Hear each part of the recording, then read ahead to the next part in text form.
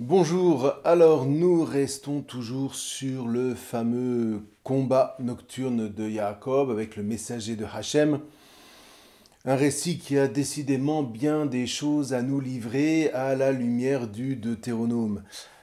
On a vu que dans cette lutte, d'après le récit initiatique qu'en font les scribes, qui, je vous le rappelle, rédigent le livre de la Genèse entre le 7e et le 6e siècle avant Jésus-Christ, d'après ce récit de cette lutte, donc, se produit le passage initiatique de Jacob à Israël. Autrement dit, de l'identité passive du patriarche, adolescente, à son identité active, adulte.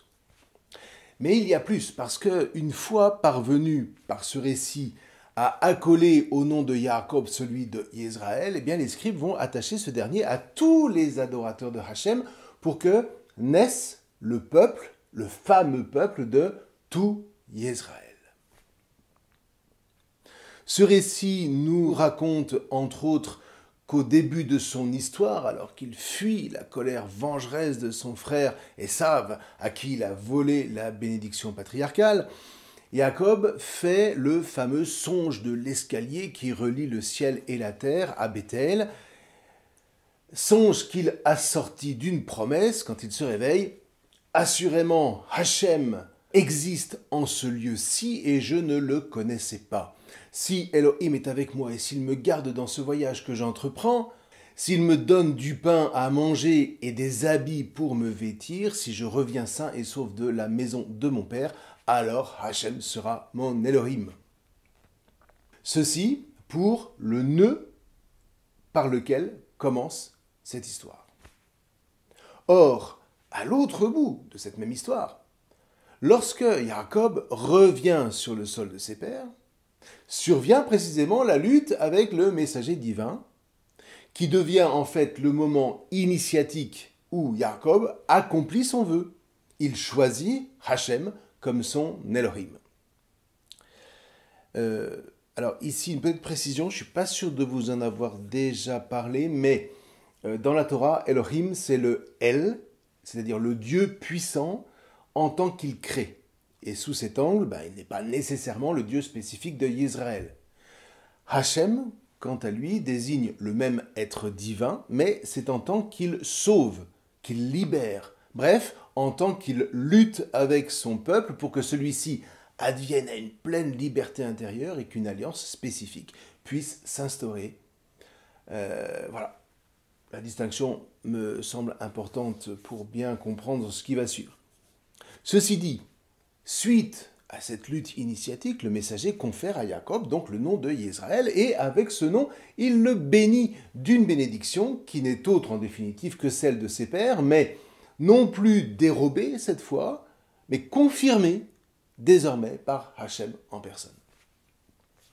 Et les scribes d'aller encore plus loin, parce qu'à travers ce moment initiatique, eh bien ce sont en fait tous ceux dont Hachem est le Elohim qui vont être marqués du nom de Israël, qui vont devenir des lutteurs de El dans la suite des générations. Et on peut dire qu'à partir du 7e siècle, eh bien, les scribes vont travailler à incorporer, au sens propre, en une seule famille, en un seul peuple, tous les adorateurs de Hachem, en les désignant désormais du nom de Bnei Israël, du nom de fils de Israël. Ce qui veut dire que les scribes élaborent une lignée, non pas en la fabulant, mais au sens où, à partir d'un fondement commun, l'adoration de Hachem, marqué par l'événement de l'élection de Yerushalayim dans cette nuit de 701, où Hachem sauve miraculeusement la ville, et puis avec elle tous les adorateurs de Hachem qui y sont réfugiés. À partir de cet événement, donc, eh bien, un autre temps voit le jour qui va refluer sur les événements passés que la mémoire des différents clans n'a jamais oublié, chacun pour sa part. De sorte que ces événements épars sont compris comme autant de moments préparatoires, signifiant que dès les origines, en fait, Hachem luttait avec tout Israël. ce qui ouvre une espérance fabuleuse, invincible, puisque si Hachem lutte auprès de son peuple depuis le début, c'est qu'il lui ouvre depuis le début tout un champ de possibles et qu'il lui trace un chemin d'avenir que jamais les nations jalouses ne pourront éradiquer, effacer, même aux heures d'affrontement les plus meurtrières. Dit autrement, on va dire les choses comme ça, se recueillant en eux-mêmes, les scribes deutéronomistes se disent à bon droit que rien n'a pu démarrer au seul seuil de cette nuit miraculeuse de l'an 701. Si Hachem est vraiment Hachem, s'il est le maître du temps et de l'histoire, il n'a pas pu ne pas préparer dans les générations passées ce qu'il donne à vivre à partir du 7e siècle. Raison pour laquelle les scribes vont se mettre à scruter, vont se mettre à chercher toutes les traditions réunies autour de Yerushalayim, en 4 moments, on va dire, qu'on peut résumer comme suit.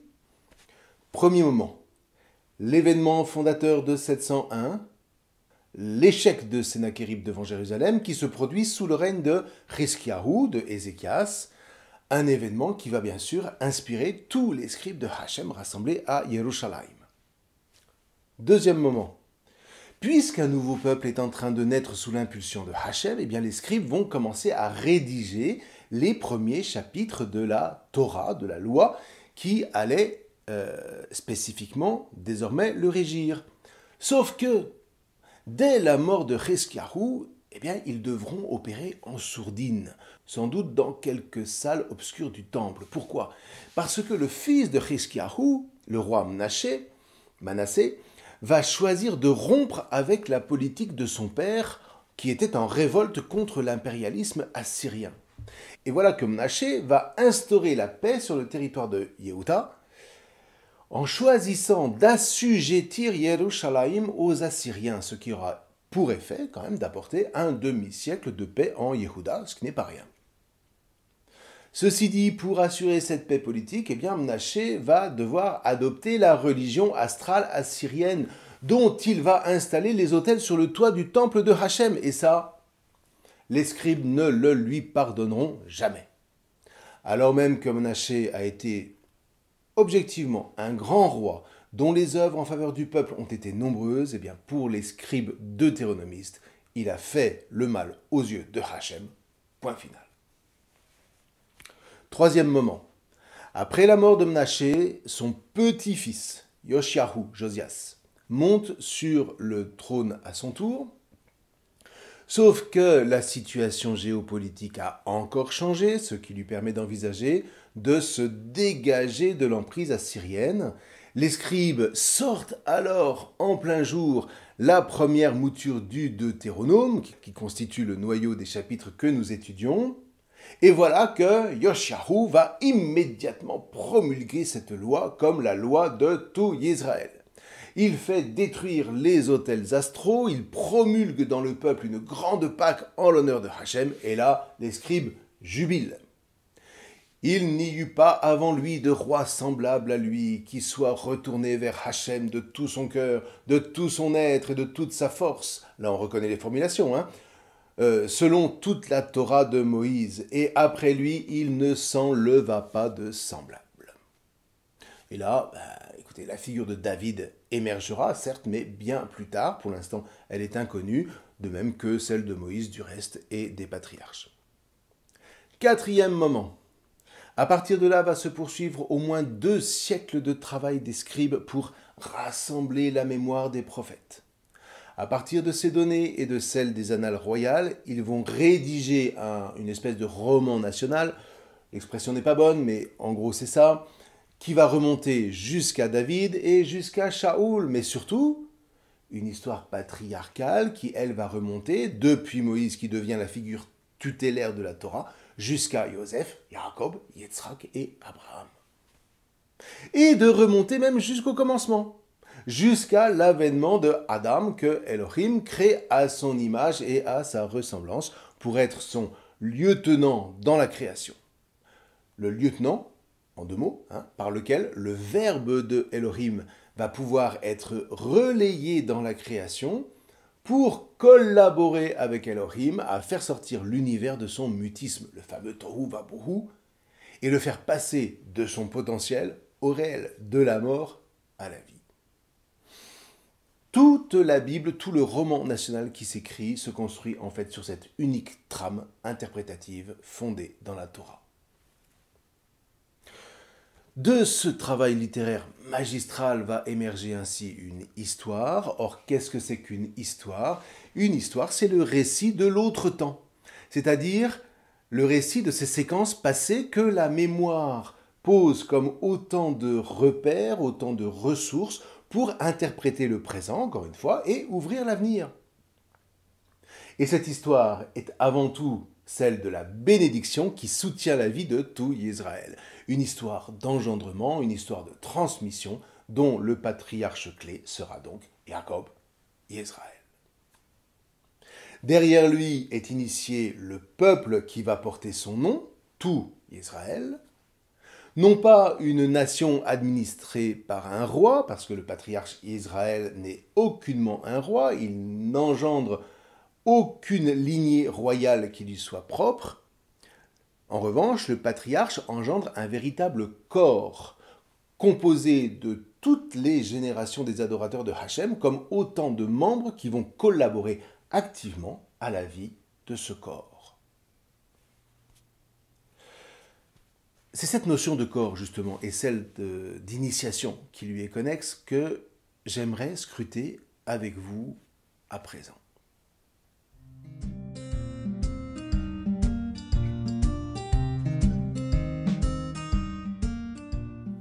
Redisons pour commencer que l'objectif de toute initiation, quelle qu'elle soit, n'est pas d'abord d'ordre intellectuel. Toute initiation digne de ce nom, en tout cas, est avant tout un passage existentiel, un passage d'ordre charnel, au sens où l'initié jusque-là passif, comme pouvait l'être Jacob, est engendré comme membre actif du corps auquel il appartient.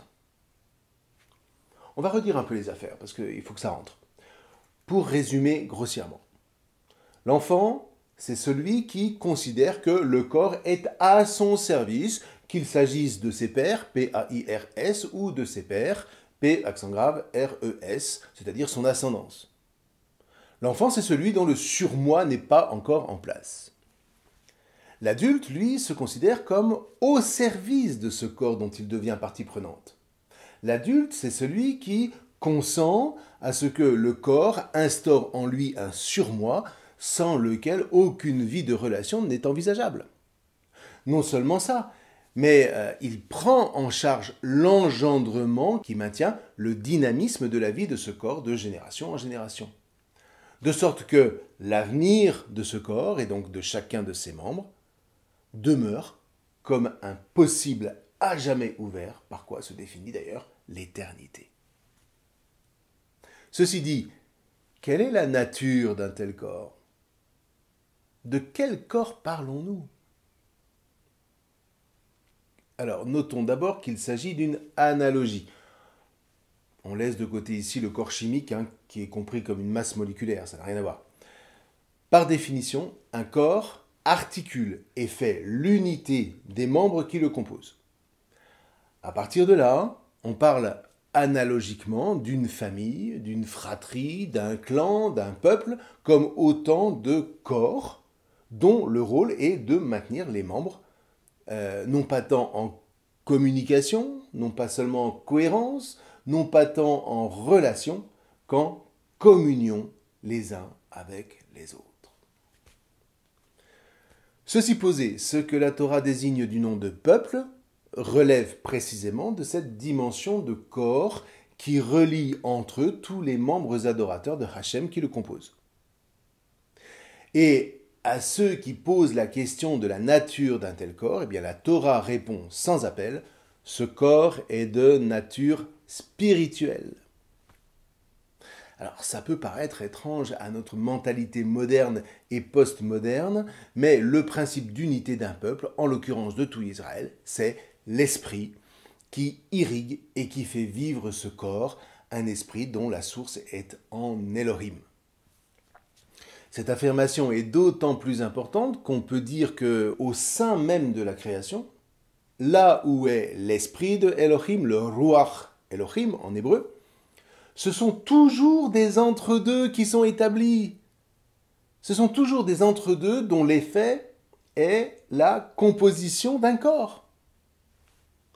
Prenons un exemple, écoutons le premier récit de la création. Eh bien, dès le départ, c'est un corps qui se bâtit. Premier moment, intervention de l'esprit de Elohim. En un commencement, Elohim a créé les ciels et le sol était tohu vabohu, et une obscurité était sur la face des abîmes. Et l'esprit de Elohim, le Ruach Elohim, planait sur les faces des eaux. Or, ipso facto, là où est l'esprit de Elohim, surgit la voix de Elohim, son verbe, d'où le second moment. Et Elohim dit, voilà le verbe, soit une lumière. Et ce fut la lumière de la vie. Et Elohim vit la lumière. Ah, quel bien! Et Elohim instaure une séparation entre la lumière et l'obscurité, entre deux. Elohim proclame vers la lumière jour, et vers l'obscurité il proclame nuit, et c'est un soir et c'est un matin, autre entre deux, jour 1, Yom Echad. Voilà le premier entre-deux à partir duquel vont s'articuler tous ceux qui vont suivre, de sorte que, en définitive, ce qui est créé en ce commencement, dès le jour 1, eh bien c'est un corps. Un corps dont les 6 jours suivants vont distinguer les membres, mais jamais sans les articuler les uns aux autres, les luminaires, les ciels, le sol, la mer, les végétaux, les animaux, etc., etc. Tout ça forme un jeu d'entre-deux, c'est-à-dire un corps, encore une fois. Un corps parlant, illuminé par le Verbe, et par le fait même, un corps vivant, dont la source de vie est en Elohim. Bien, vous voyez, dans cette ligne, l'idée de peuple de Elohim, c'est avant tout l'idée de la création par Elohim d'un corps parlant et vivant, uni à Elohim comme à sa source. Inspiré, irrigué par son Ruach, par son esprit, sans lequel, mais tout simplement, aucune vie n'est possible. Et puis, ce corps est illuminé par le verbe de Elohim, dont la voix rend ce corps parlant, à l'image et à la ressemblance de Elohim, de sorte que ce corps se reconnaît comme le lieu tenant, en 2 mots, de la voix de Elohim au sein de la création et au milieu des nations. Tout ça pour dire que tout Israël ne se comprend décidément pas en dehors de la notion de corps et de corps spirituel. La dynamique sera la même en ce qui concerne le corps du Christ qui fait de l'Église non pas un collectif d'individus, mais un peuple à part entière, un corps christique qui ne vit que de l'entre-deux qui le relie au Christ, le Christ qui n'est autre que le Verbe de Elohim fait chair dans la puissance du Ruach Elohim, de l'esprit de Elohim. Alors maintenant, pourquoi est-ce qu'il est si important de se rappeler cette dimension de corps, et en particulier de cette dimension spirituelle du corps? Écoutez, pour comprendre, il est peut-être intéressant de considérer a contrario l'avènement de la modernité occidentale à partir de l'époque qu'on appelle la Renaissance, suivie des Lumières, qui choisira précisément de faire la promotion de l'individu au détriment du corps, qu'il s'agira dès lors de détruire au profit d'une nouvelle humanité, dira Robespierre, dont les individus seront nécessairement tous vertueux et surtout en dépendance exclusive de l'État. Écoutez bien, en 1791, ce que proclamera solennellement le président de la Constituante, Isaac Le Chapelier. Il n'y a plus de corporation dans l'État, c'est-à-dire il n'y a plus de corps. Il n'y a plus que l'intérêt particulier de chaque individu et l'intérêt général. Voilà, tout ça est purement formel, purement extérieur, purement administratif, mais ça fait rien. Il n'est permis à personne d'inspirer aux citoyens un intérêt intermédiaire, de les séparer de la chose publique par un esprit de corporation. Voilà, c'est qu'un exemple, mais on pourrait les multiplier. En tout cas, tout ça pour dire que la modernité, qui ouvrira par ailleurs le monde aux sciences mathématiques et physiques, mais en prendra prétexte pour congédier Dieu du réel, cette modernité donc se donnera pour mission divine, entre guillemets, d'effacer, de déconstruire, comme on dit aujourd'hui, l'entre-deux qui façonne le peuple comme tel, le peuple comme un seul corps, et dont l'Église catholique, autant que faire se peut, était gardienne depuis 1500 ans, à l'époque. D'où la haine que porte la modernité contre l'Église. Il ne faut pas que le peuple se ressente comme un corps, sans quoi il ne sera plus manipulable à merci. On peut le prendre sur tous les côtés, c'est exactement le retour de Mitzraïm, de Pharaon, qui fascine tant, entre autres, les sociétés franc-maçonnes les plus virulentes. Tout corps au sein de la nation, disait le Chapelier, donc, est un État dans l'État, et doit par le fait même être interdit. Ceci dit, cette haine se porte tout autant vis-à-vis des Juifs. La Torah leur donne de former un corps indépendant des systèmes de pensée étatiques. Donc, ils sont suspects. Ils sont suspects d'être un corps étranger à la nation. Ils sont suspects d'être ennemis par principe, et donc, ils sont à rejeter au même titre que l'Église.